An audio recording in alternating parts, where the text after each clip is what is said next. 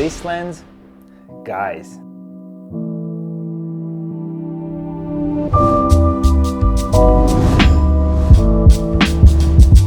If you've been following this channel, then you will know that sometimes cheaper gear can do almost as good as the expensive one, for most of us at least.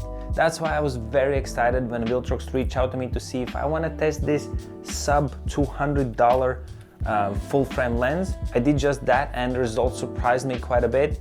And by the end of the video, you will know how good or bad this lens really is and if it's worth what it costs. By the way, I'm filming with it even now, so let's go.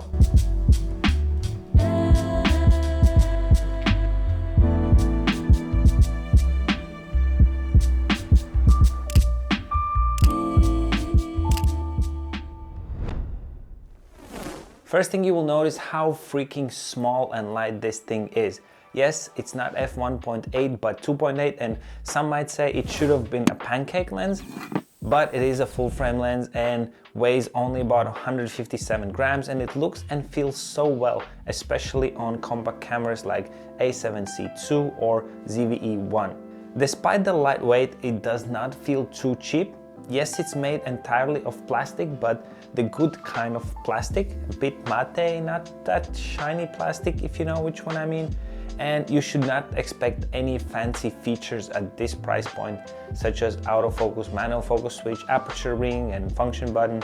It is just a lens with the focus ring, which turns and somewhat decent. The only thing I don't like is the material itself of the focus ring. It's just plastic, not the rubbery plastic, but the basic one. We talk a lot about plastics in this video.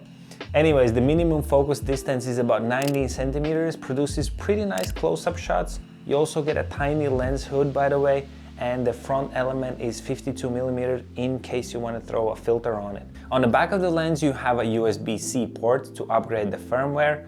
If you are having troubles with it like I did, watch the video in the description. Obviously, you won't get stabilization in this lens and neither the weather sealing. One of the biggest problems with cheap lenses is not necessarily the image or the build quality. Most lack decent focusing capabilities. I talked a lot about it when I was reviewing the TT Artisan 35mm autofocus lens for APS-C cameras. Check it out if you haven't already, but despite the low price of this lens, I must say the autofocus is better than I expected, both in photo and video mode. I thought it would be horrible, to be honest. I've had some really bad experiences with cheaper VILTROX lenses in the past, but it seems they've really stepped up the autofocus performance in the latest lenses using the STM focus motor. By the way, if you haven't already, don't forget to update the firmware of the lens, especially if you're having any issues. Usually VILTROX puts out updates often, and it actually does improve the performance based on my own experience. VILTROX claims that the focusing is smooth and quiet. Although I can agree with the smoothness, they have been notoriously bad with the focus motor sound. This lens? Hear for yourself.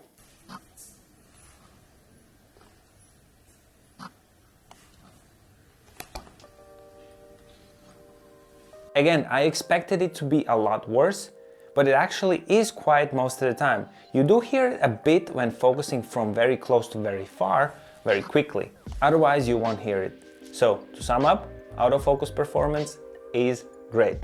Absolutely no complaints, no hunting, no issues.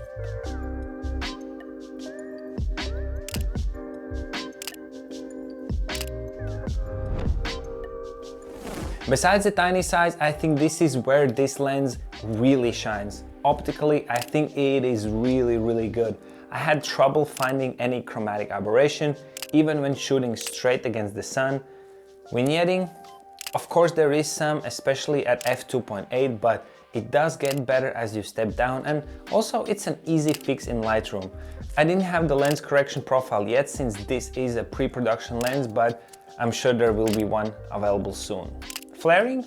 Man, very little. This is the photo where it got the worst. I'm shooting right against the sun and trying to turn the lens in a particular way to catch the flare. Otherwise, you almost don't see it. It is very controlled. And lastly, the sharpness. Obviously, I'm not expecting G Master type of sharpness, but in the center, this lens is actually quite sharp. Take a look here. plenty of detail and clarity. I also compared f2.8 and f5.6. Obviously, as you step down, you get a sharper image. Corners, hard to tell. I'm not the guy to do all the charts and stuff, rather show particular use cases. Although in these examples, I was shooting with varying aperture values. So in some shots, corners are soft, and that might be due to shallow depth of field and because the focus was on the center, while other shots were okay sharp. Again, I think the sharpness is good given the price. And by the way, despite the wide angle and only having f2.8, you can still get pretty decent bokeh as long as the subject is close to the lens and the out of focus areas look soft and pleasing to the eye. And maybe this is also the right time to address the elephant in the room. The fact that the lens doesn't have f1.8. Even if it had f1.8, I probably would be stopping down anyways for what I would use the lens for. But what about the light? Well, the newer full frame cameras are quite acceptable for higher ISO, so I don't see that as a problem.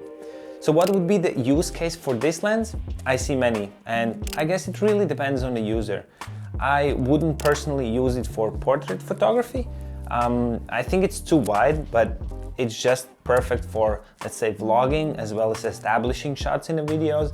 And you can easily do talking head videos just like this. See, plenty of room to move around.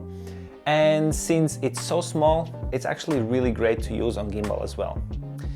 For photos, landscapes, street photography, and probably where I would use it the most is, I think, like travel and everyday carry lens, because it's just so practical to snap some photos with it when sitting in a cafe or exploring streets. Also, it doesn't scare people like a telephoto lens would.